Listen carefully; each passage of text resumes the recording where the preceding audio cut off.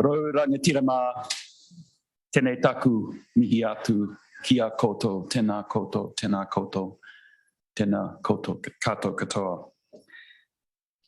Ko mā Hickford taku ingoa, ko o te toi tātai ture o te herenga waka. My name is Mark Hickford. I'm the Pro Vice Chancellor in Law here at Te Herenga Waka, Victoria University, Wellington. And it's my distinct privilege to welcome you all, distinguished guests, friends of this faculty, here at our lovely university in Wellington. It's an especially auspicious occasion because I've been given a rather brief direction to introduce very briefly the person who will then introduce our speaker this evening, Matt Vickers, who is the widower of Lecretia Seals, and whose name this lecture we honour. And she, of course, suffuses the spirit of not only this lecture series, this being the sixth, but also the topics that animate the subject that our speaker, Dr. Warren Young, will speak to this very evening. Matt Vickers, who will introduce Dr. Warren Young, is someone who has experienced in his own life the challenges that come with love. And he's also experienced the life shared with a person committed to the spirit of law reform. And it was in that context that Matt Vickers, myself, our Development Office Manager, and Andrew Butler convened to discuss what has become this memorial lecture series across the last 6 years. Matt Vickers, as those of you who are acquainted with the stories he has told of Lecretia, was delighted to have the life-changing opportunity of meeting her on the 7th of July 2003 in the vicinity of Courtney Place here in Wellington. And so it is fitting that he comes here today to this podium to introduce our speaker, Dr. Warren Young, who also has a place in the life story of Lecretia Seals, because he himself, of course, has been an architect of reform and one who has conceptualised reform over much of his career and was a deputy president at the New Zealand Law Commission, to which Lecretia so much of her energy, spirit and time.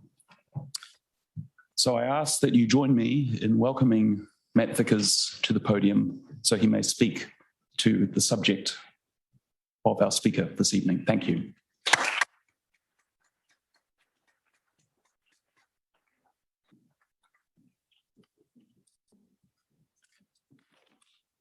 Thank you, Dean Hickford, for that very kind introduction. And distinguished guests, members of the judiciary, current and former members of Parliament and government, sponsors, members of Lecretia's family, ladies and gentlemen, welcome to the 6th annual Lecretia Seals Memorial Lecture in Law Reform. This year is of particular note because it's the first time we've held this event since last year's successful public referendum. It's also the year that the End of Life Choice Act, which Lecretia fought for, will come into effect. And in previous years, when I came to these events, I always came with a sense of nervousness because Lecretia's campaign always seemed to be reaching some sort of existential threat around this time of year. There was always a select committee inquiry or the bill at various stages of Parliament or a pending referendum. And so there was always a part of me that was playing the role of campaigner at these events. So it's really nice to be here for the first time, simply as with you folks, celebrating Lecretia's memory and her campaign success without any uncertainty of outcome sort of hanging over the proceedings. I'm really proud of what Lecretia achieved and that she has her place in history. And I'm also really proud of how the campaign evolved. Whether or not you agree with the outcome, I think we can all be satisfied that it was a healthy public debate. And for the most part, people exchanged ideas and arguments thoughtfully and respectfully. and that the outcome did ultimately reflect the democratic essence of the New Zealand public's view. As for being here, I have no doubts there are plenty of frustrations with New Zealand's current immigration and border control system, but I can tell you that from experience, from the outside looking in, it's extraordinary what New Zealand's achieved. And I watched COVID-19 rip through New York in mid-2020, and my wife, daughter, and I were confined to our apartment for several months. And every day we'd read newspapers full of obituaries and memorials for people lost to the virus. From an apartment that was mere blocks from overflowing hospitals and trucks full of refrigerated bodies. That's not an exaggeration. And the virus was particularly hard on poorer communities. We were fortunate, the two of us, in being able to do our jobs remotely from home, but plenty of others were forced to risk exposure to the virus in order to earn money to survive. An evening like the one that we're enjoying here tonight in Wellington would have been a distant dream. So I just share all that with you to illustrate just how thankful I am to be here personally to introduce our speaker, Dr. Warren Young. Warren was a preeminent legal scholar and professor, was and is a preeminent legal scholar and professor of criminology, criminal law, and criminal justice at Victoria University for over 20 years. Before joining the Ministry of Justice as Deputy Secretary of Justice in the year 2000. In 2004, he was appointed as a Law Commissioner, where he led a number of projects on law reform with a particular focus on criminal justice. And in 2015, he received the insignia of a Companion of the Queen's Service Order. Most recently, he has been the General Manager of the Independent Police Conduct Authority, a hugely important organisation that, by holding police to account, ensures that policing in New Zealand is of the highest possible standard. Lecretia worked with Warren at the Law Commission for many years, and she held him in the highest esteem, and she would be absolutely thrilled to know that he was speaking here tonight to all of you. So please join me in welcoming Dr. Warren Young.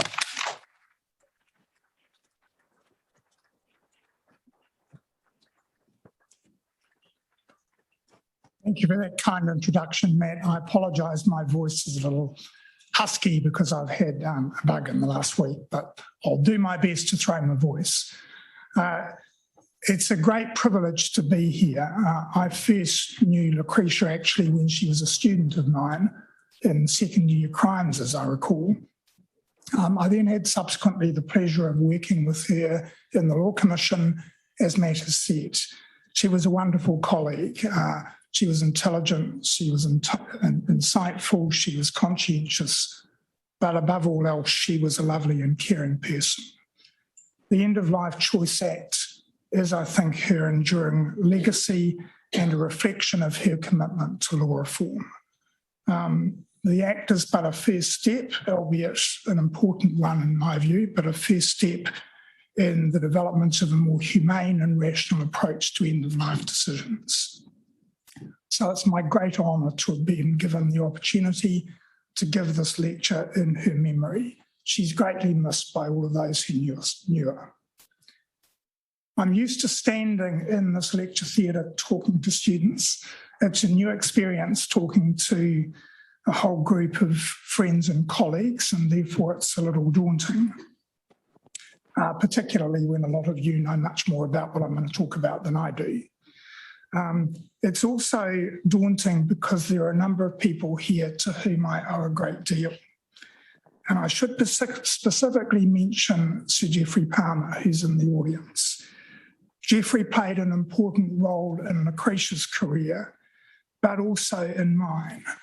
He was president of the Law Commission for 5 years while I was commissioner, and it was an extraordinary time in the life of the commissioner because of Geoffrey's passion for law reform and because of his connections. And as a result of that, I was able to achieve over those 5 years things that I never dreamt I'd be able to achieve, not always coming to fruition, as I'll come on to say, but it was a great opportunity. So thank you, Geoffrey. I want to take the opportunity to say that. When Jeff McClay asked me if I would be prepared to give this lecture, he suggested I talk about my experiences in criminal justice policy making. And I thought about that and realised that my failures greatly outnumber my successes. hence the title, Trials, Tribulations and Occasional Triumphs. So I thought it might be useful to share with you my thoughts about some of the reasons for that. So I guess I should begin by saying this is going to be more negative than positive, but I will conclude by giving a couple of stories about things where I think I did make a difference. I need to begin by declaring my personal position about the criminal justice system. In my view, the system that we have is in many respects fundamentally broken.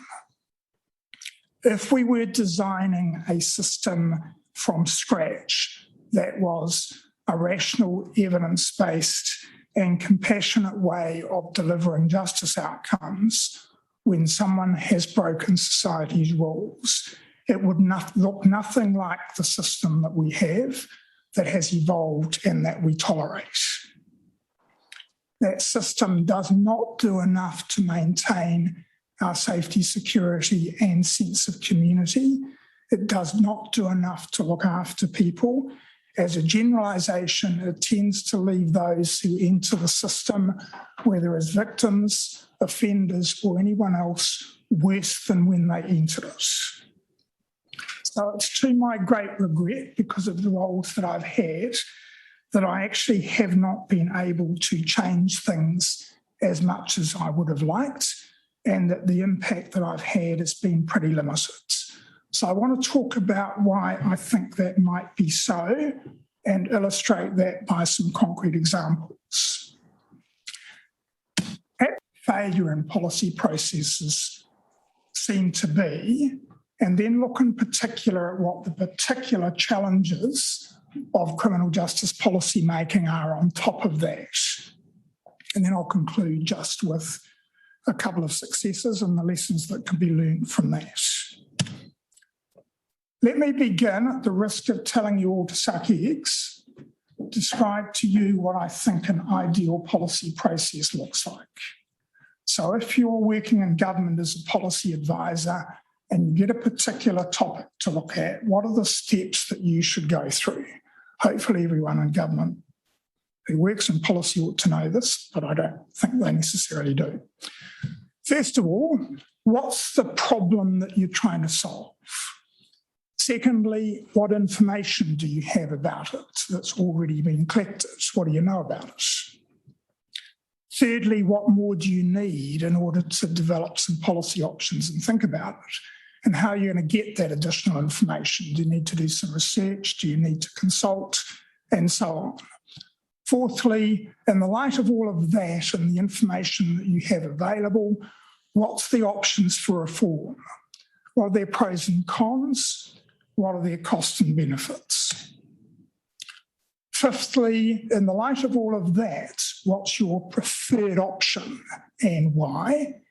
And perhaps importantly, is that legislative or non-legislative or a combination of the two? Very frequently, when I was at least in government, we tended to leap to legislative options before thinking about non-legislative. Sixthly, having determined your preferred option, what's the requirements for successful implementation? So what's likely to be the impediments to change?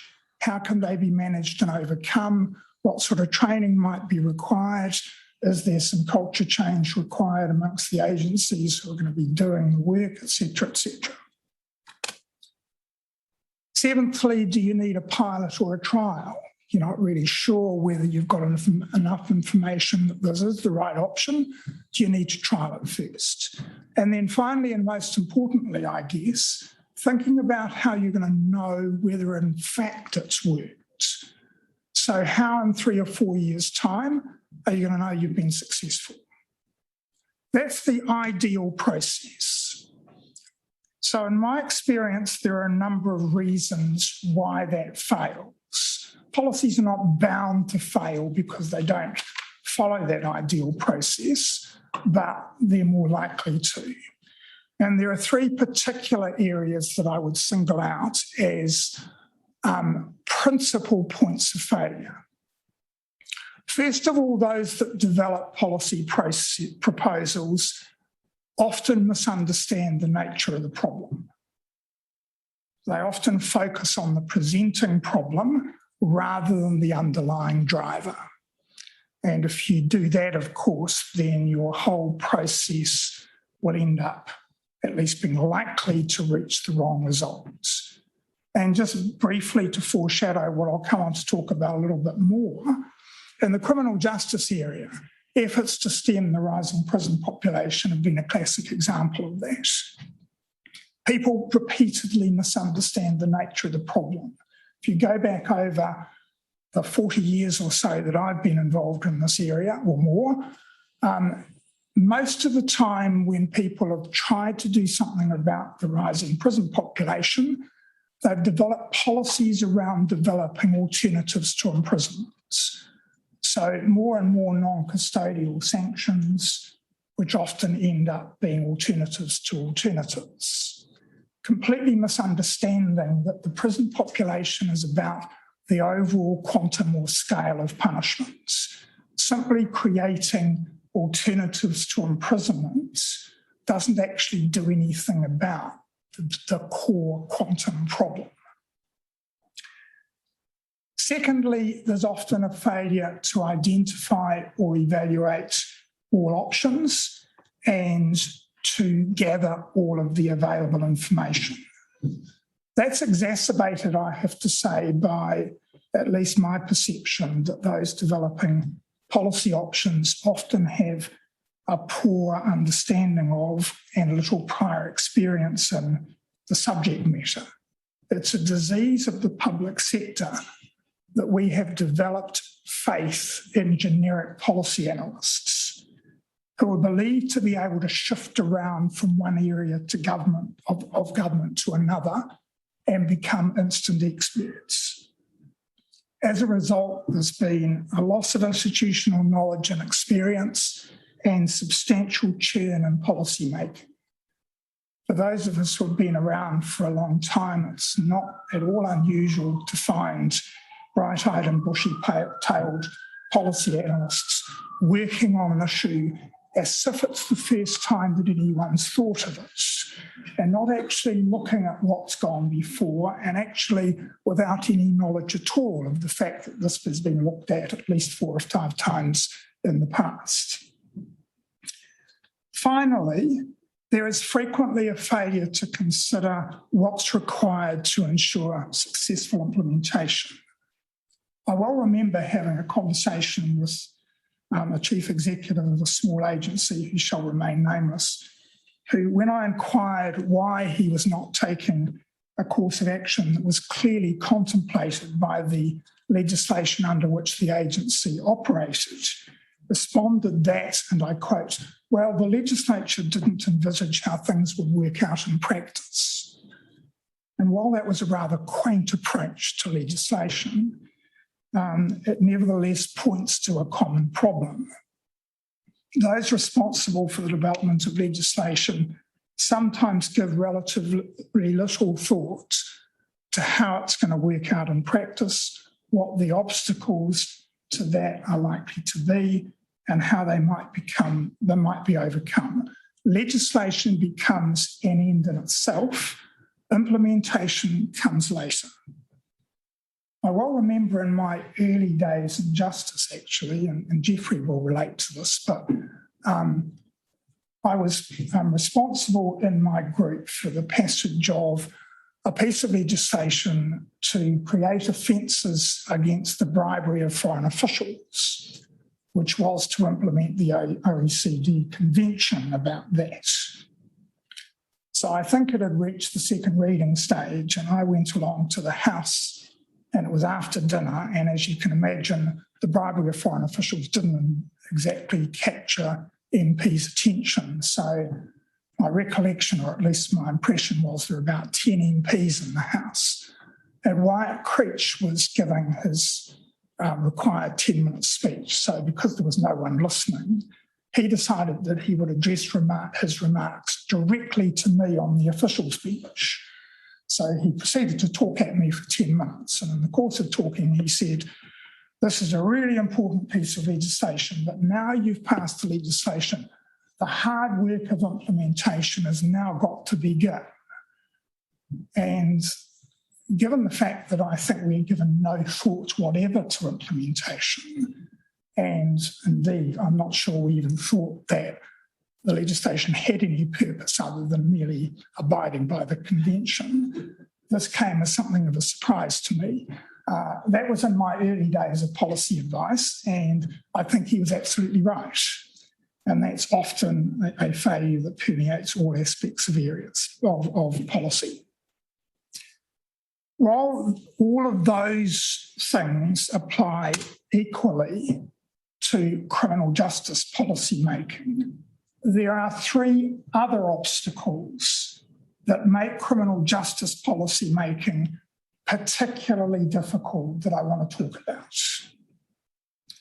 The first major obstacle is simply that much of the system is complex and based on long-standing and cherished traditions and beliefs amongst practitioners about the right way of doing things that are too often unquestioningly accepted. Confronted with that, fundamental reform is hard to achieve.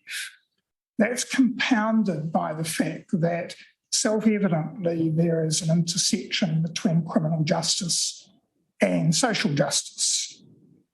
Crime prevention requires social interventions, and responses to crime require social justice as well as criminal justice.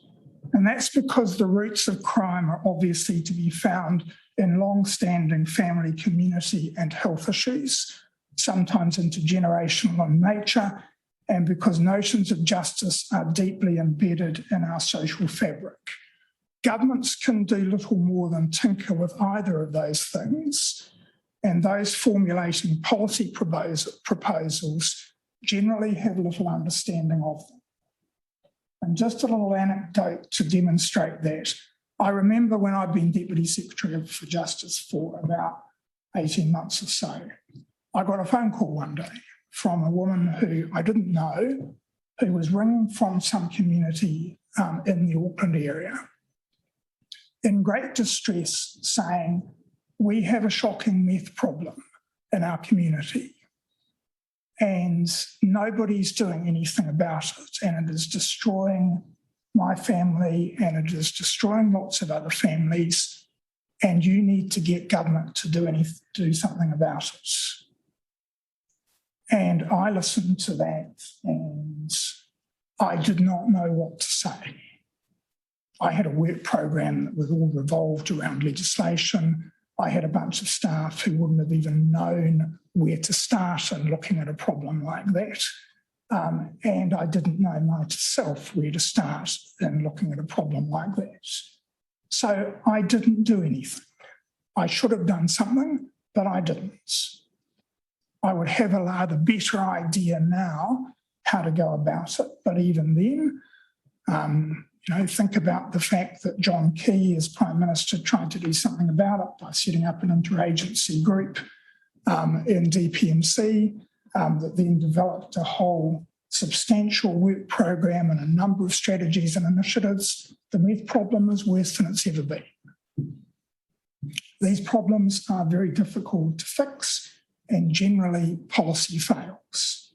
Now, that was all 20 years ago, that anecdote, and since then there's been considerable effort to integrate the justice and social sectors, and there have been lots of really good initiatives, and I don't want to pour cold water on those. I think a lot of them are very laudable. But it nevertheless has to be said that they seem to only make a difference at the margins. So complexity and scale is a major obstacle. Secondly, and just as importantly, is law and order politics.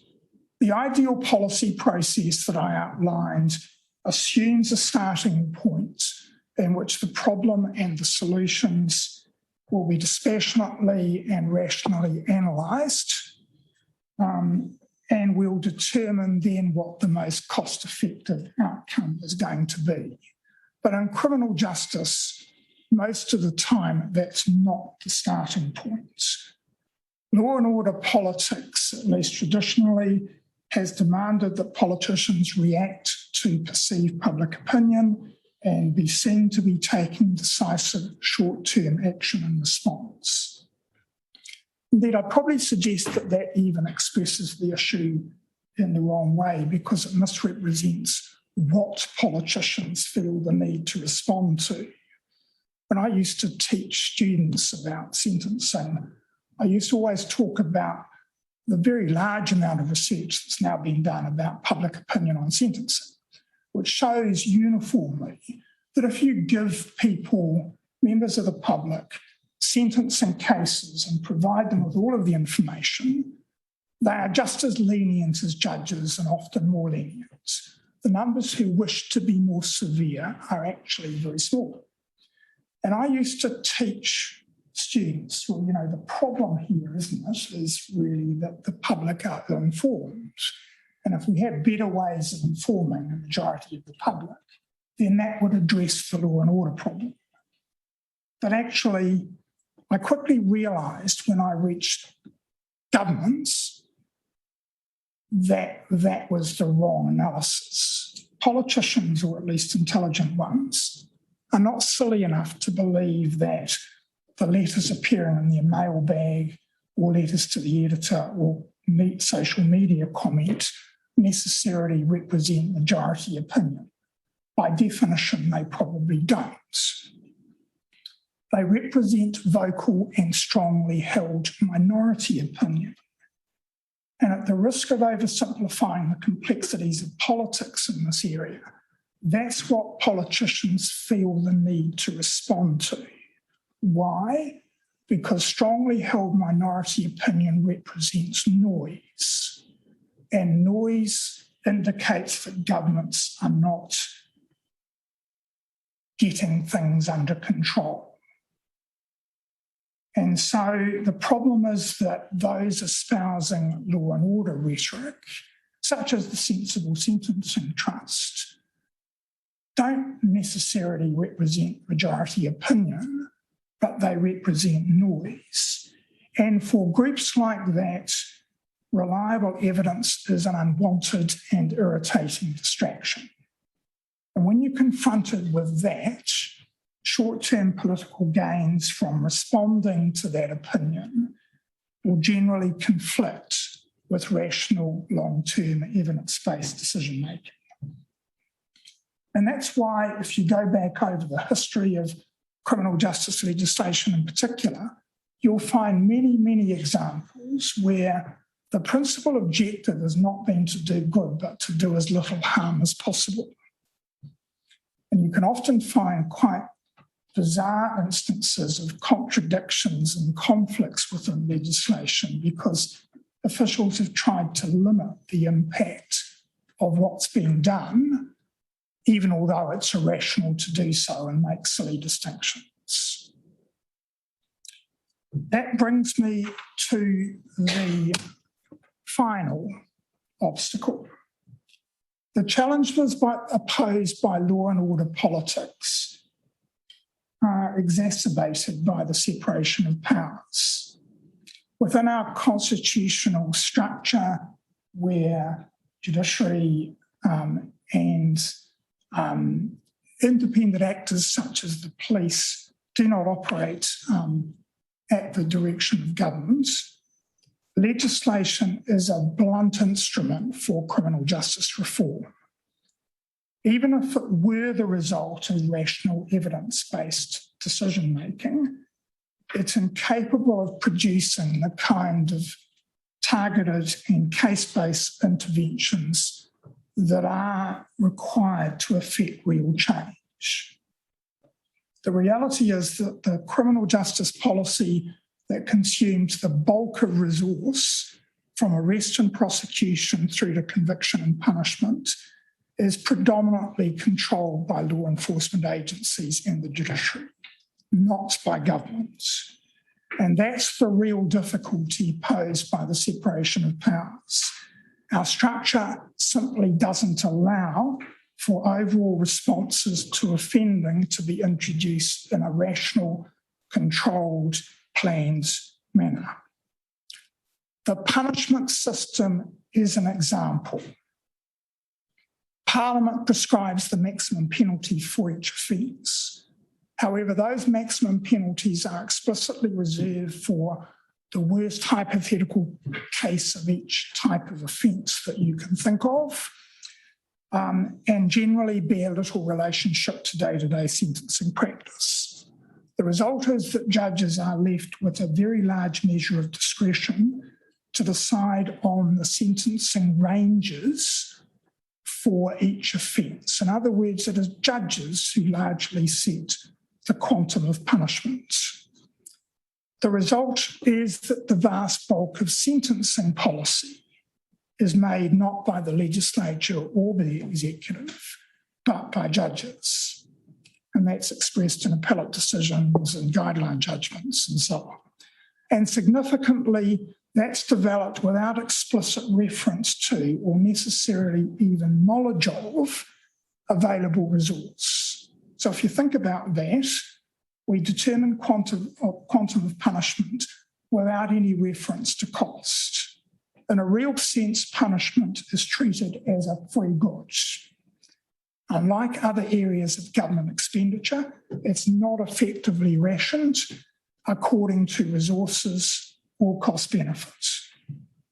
Now, the government can, of course, exercise some small control over expenditure incurred as a result of sentencing ranges that are established by the judiciary. They can, for example, decide to introduce double bunking as an alternative to building a new prison, or to introduce more rehabilitative programs to try and reduce reoffending and so on. But that represents expenditure at the margin. In the end, unless the government has an appetite for significant changes to penal settings, such as, for example, legislating to create waiting lists for those who are sentenced to imprisonment, as some overseas jurisdictions have done, but unless they're prepared to go that far, then additional penal resources for prisons have to be provided to implement judicial decisions, whether the government likes it or not. So punishment tends to get top sliced off before we decide how to spend the rest of the money that's available. Public expenditure on punishment, therefore, is almost totally demand-driven. The government would rightly balk at the idea that public expenditure on health, or even on policing and victim support services, should be totally or overwhelmingly demand-driven. And it's unclear to me, in principle, why the separation of powers requires punishment to be treated differently. And my conclusion from all of that, using punishment as the example, is that if we are to have a comprehensive and rational approach to criminal justice, we must find a way of breaking the mould and establishing a different model for determining how and why we respond to crime and deal with offenders. The twin obstacles of law and order and the separation of powers makes that extremely difficult. So that's my analysis of the problem. I want to just use two particular examples to demonstrate that from my experience, and I'll try and run through them quite quickly, but I think they do make clear why those are real issues. The first is sentencing and parole. When I became Deputy Secretary for Justice in 2000, which is, I know, 20 years ago now, but it's had ramifications ever since, I was confronted with the need for my team to develop policy proposals for new sentencing and parole acts in fairly quick time. That's because we were responding to a referendum in the 1999 election. And some of you probably are too young virtually to remember that, but it was a referendum that called for harsher punishment for violent offenders, hard labour and better rights for victims, with, by the way, a yes-no answer. 91% of the population voted in favour. And as a result, there was a political imperative to do something about that.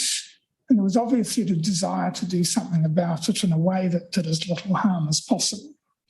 The legislation that we produced, which actually I don't think was too bad, was dressed up as being tougher on crime. But in fact, it was primarily concerned with codifying the purposes and principles of sentencing. In other words, setting out in legislation what case law already provided. The only aspects of the legislation that actually provided for increased penalties were longer minimum terms for murder and expanded eligibility of preventive detention. Nothing else. And those two changes were not going to have effect, obviously, for a long time, because increasing the minimum term for murder from 10 to 17 years non-retrospectively won't have any impact for at least 10 years.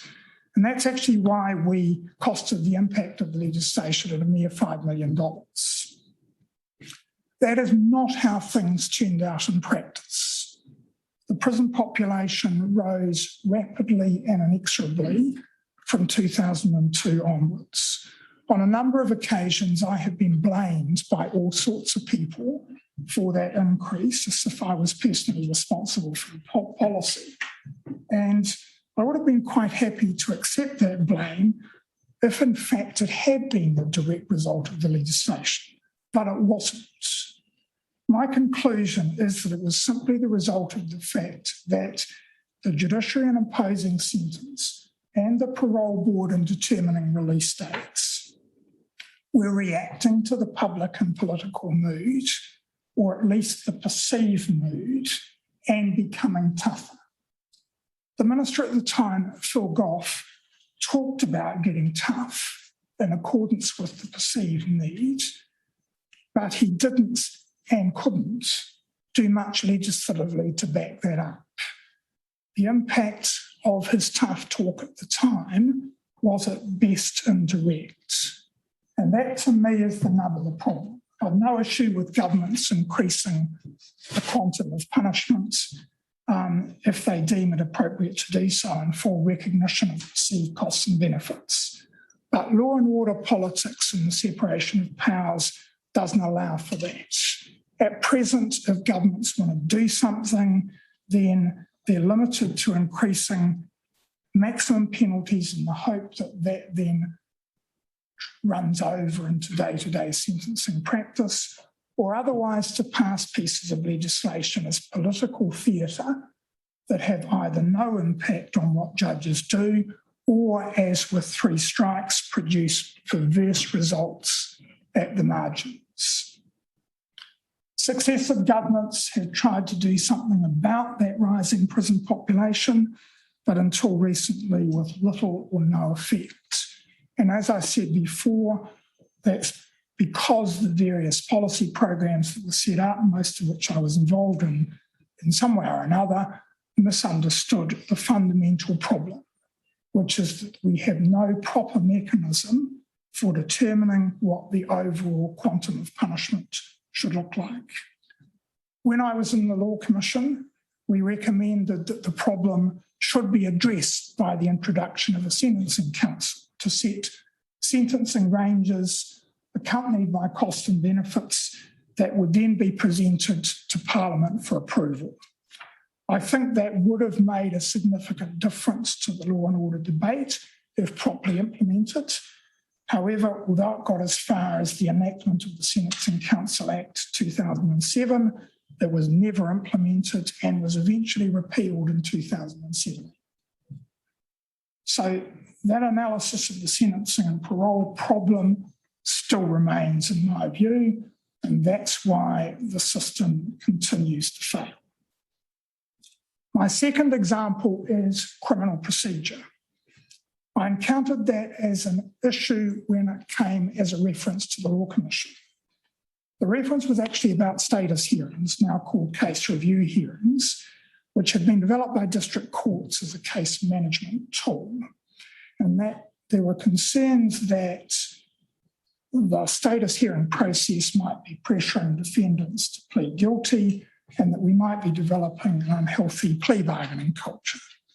Well, it didn't take much analysis to recognise that that was just the presenting problem and wasn't the real problem. There were much deeper issues that required resolution and still do. Entrenched delays in resolving cases, numerous apparently unnecessary court appearances, trials falling over at the last minute, judges taking on the role of case managers in order to try and keep things moving. Often multiple court appearances before entries of plea, defended hearing days where judges ended up with nothing to do, backup trials where victims and witnesses turned up only to be sent away again, and sometimes multiple case management hearings to try and get cases to trial. By the way, the worst case I was ever told of that was a prosecutor who told me he had a case where there were 122 court appearances before final disposition. The Law Commission therefore proposed a fundamental revamp of criminal procedure that eventually found its way into the Criminal Procedure Act 2011.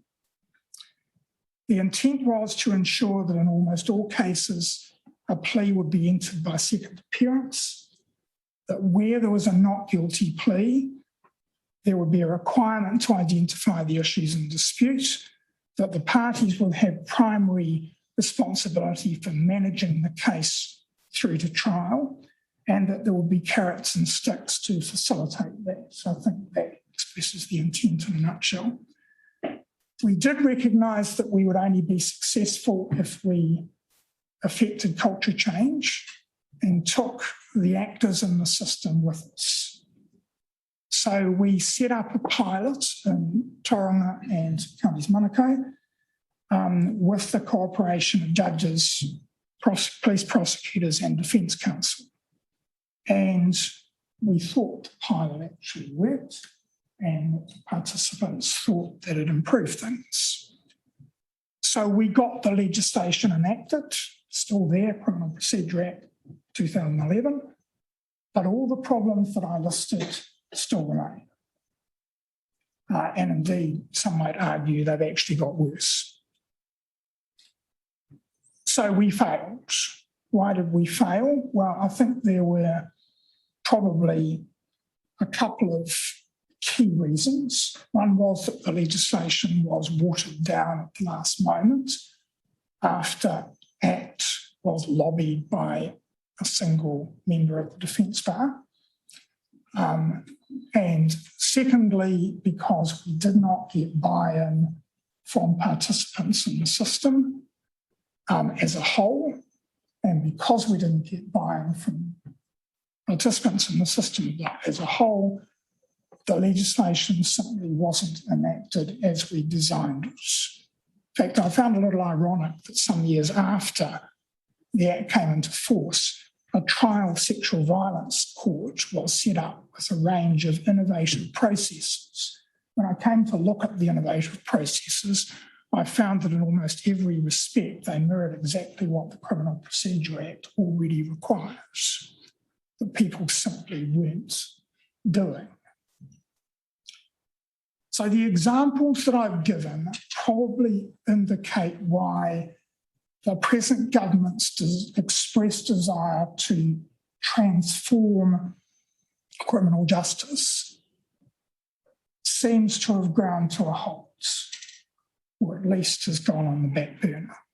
If transformation means making evidence-based decisions and trading off short-term benefits against long-term gains, that's simply incompatible with law and order politics and with the way under our constitutional structure we respond to crime.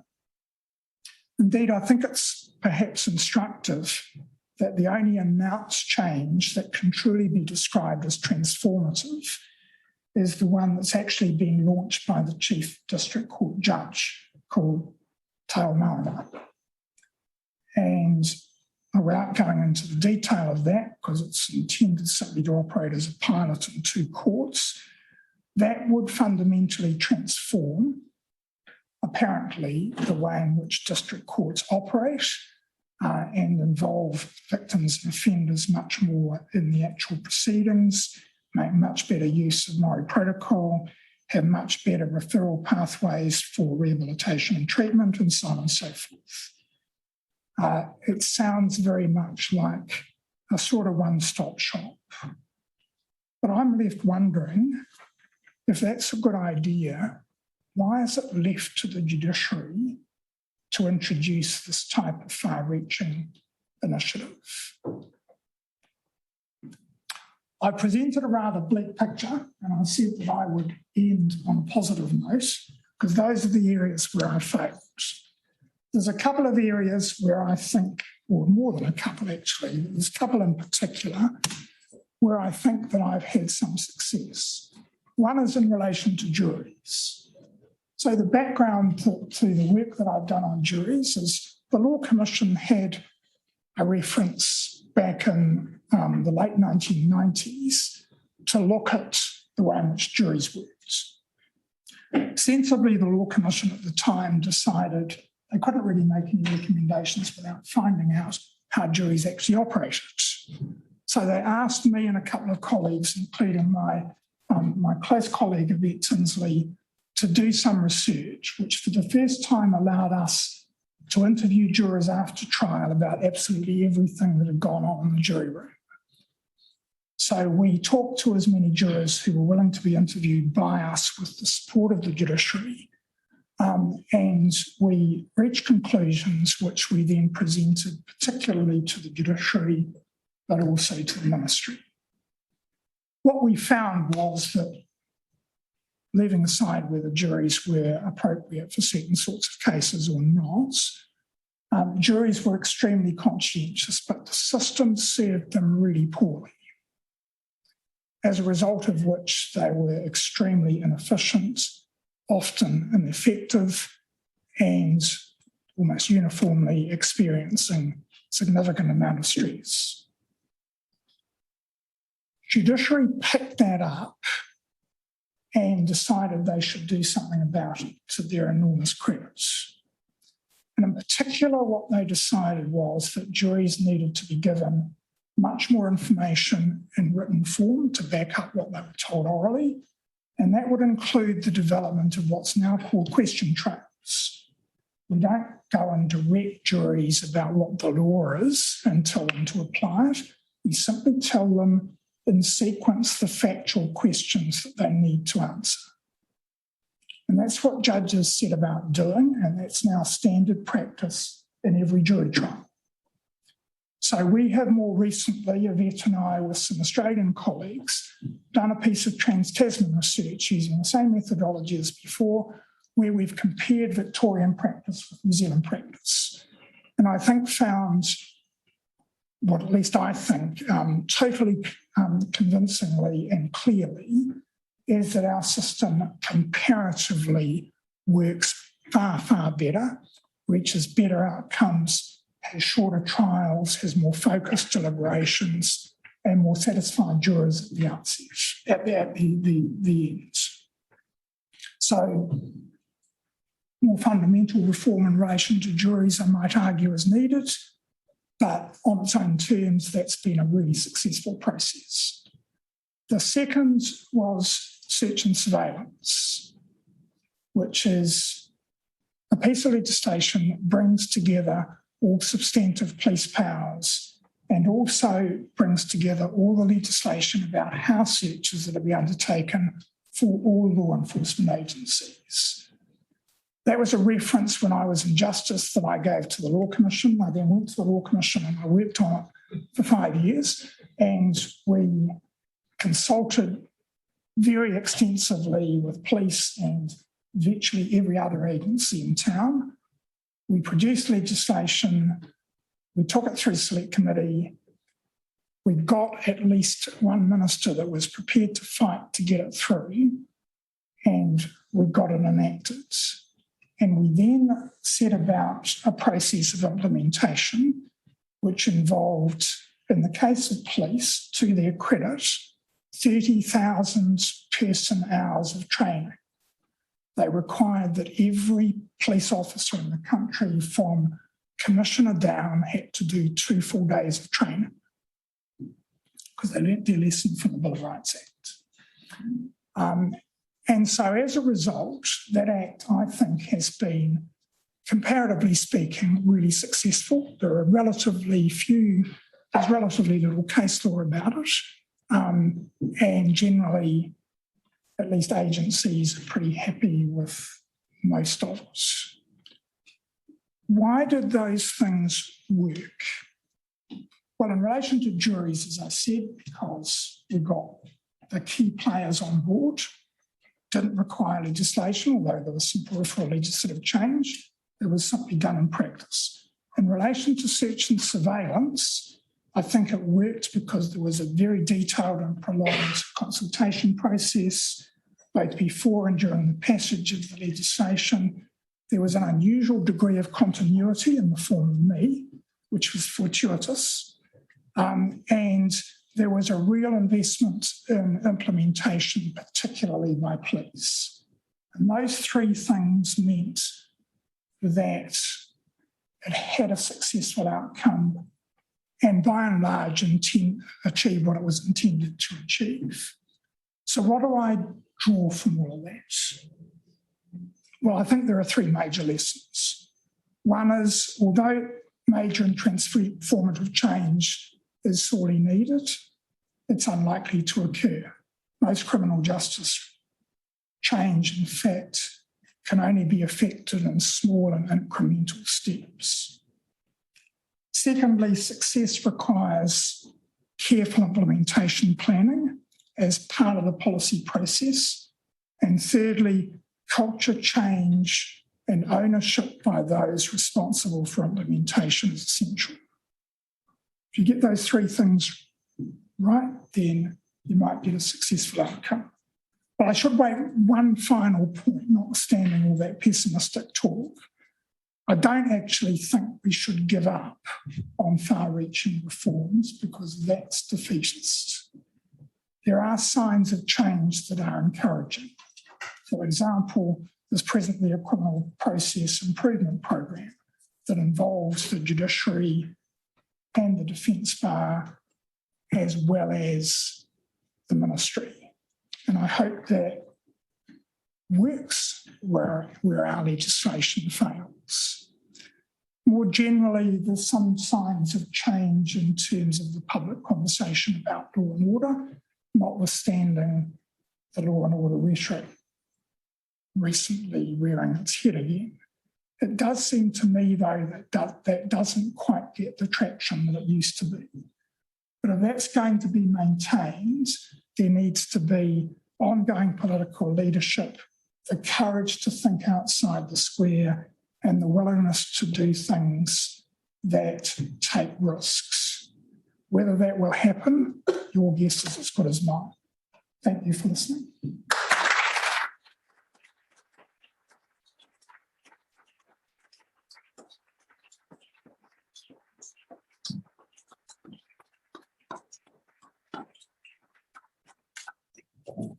We have a moment for some questions from the audience.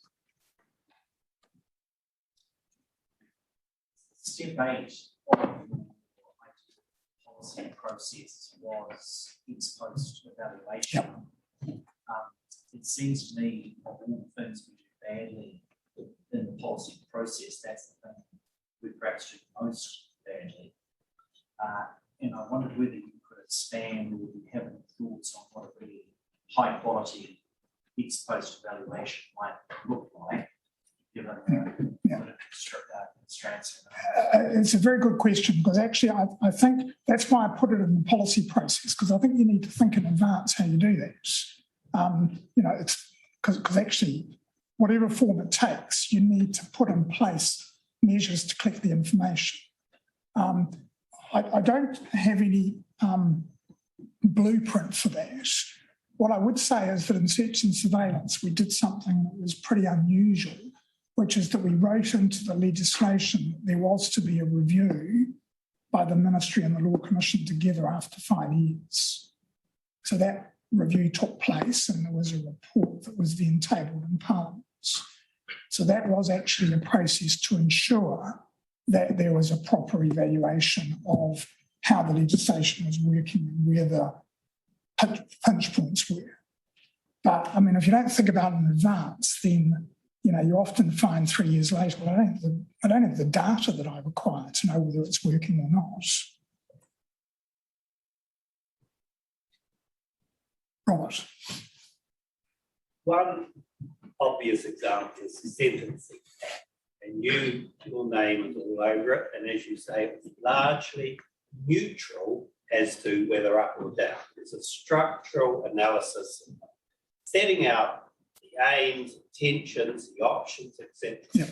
But around the same time, Bill Goff, surfing on the referendum, told judges at judges' conferences that if they did not put sentences up, he would legislate.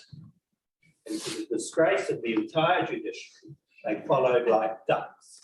And so since 2002 forward, sentences for violence and sexual offences have effectively doubled, and brown young men have worn it big time.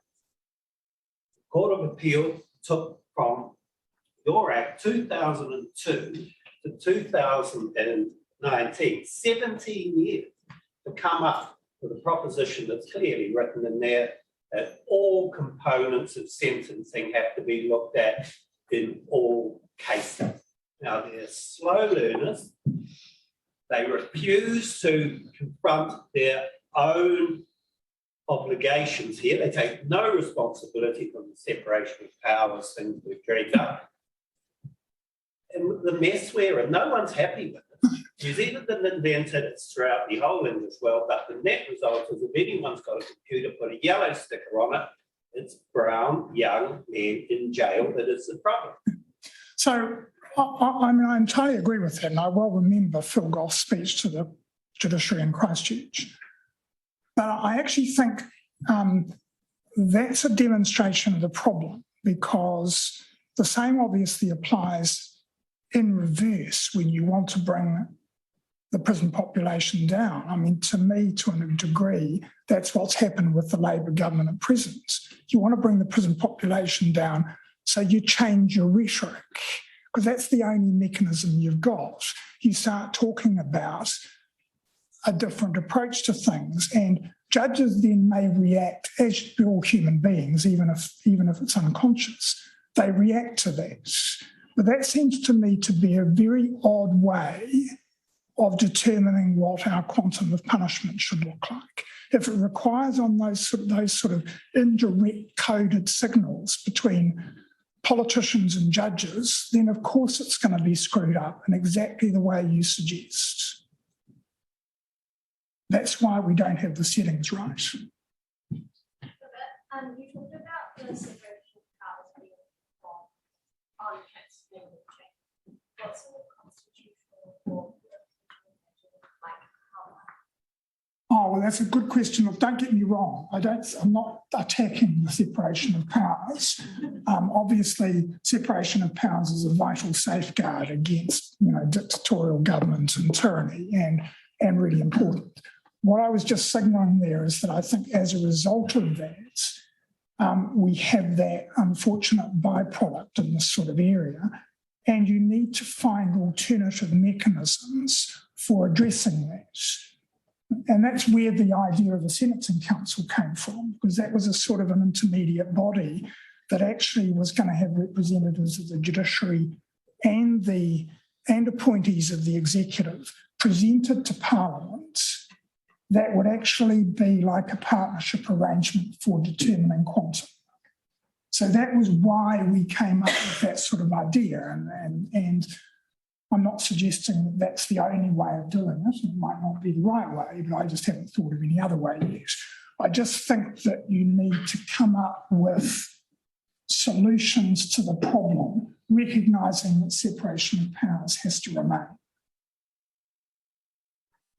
Warren, I'd just like to congratulate you on that lecture because I think it's probably the best analysis that anyone can ever give of the system and what is wrong with it, because I think you know more about the system than almost anyone. It's kind of you to say so. And as a person who was able to accompany you on some of that journey, I just want to share these two observations with you. We encountered a lot of resistance. We encountered a defence bar who never wanted to change anything. We encountered the sensible sentencing trust. I remember I just couldn't trust myself to go to a meeting with them that you had to conduct because I wouldn't think I could hold my tongue. And you know, these resistances from lobby groups who have a particular axe to grind in these matters are a very grave difficulty. And the fact that you had someone lobbying the act, you know, that's a very good example of it. And I think that the question is, how do you overcome these problems in order to get the proper law on the statutes? Once you've been through all the policy steps that you've said, you still have to get it passed. And that's the main trouble with most legislation. Warren, sorry, I mean, I too thought what you said was very interesting, but I just wonder if fundamentally, like it's what you were suggesting is flawed in that it's premised on the idea that there is a problem and that if we can come up with the right methodology, we can solve the problem. And I think the problem with that is that it's not even clear, you know, what the problem is, and there's been no consistency about the problem. At times, the problem's been we need to make the courts, you know, go faster. Other times, the problem has been, you know, we need to solve the problem of safe communities in New Zealand by fixing it, by keeping a prison, by capacitating people, by putting them in prison for longer. It seems to me that there isn't a problem that's capable of that type of problem identification that we can then apply methodology to. What we really need is, you know, a vision of what good would look like, and there needs to be some sort of system that as governments change and it needs to act to a bed, and there needs to be a high degree of safety. Oh, well, I agree, but the problem is you need to have a mechanism for reaching that vision. And I don't think the mechanism is there. And that's why it constantly shifts. And I think that the mechanism is not there partly because of those obstacles I'm talking about.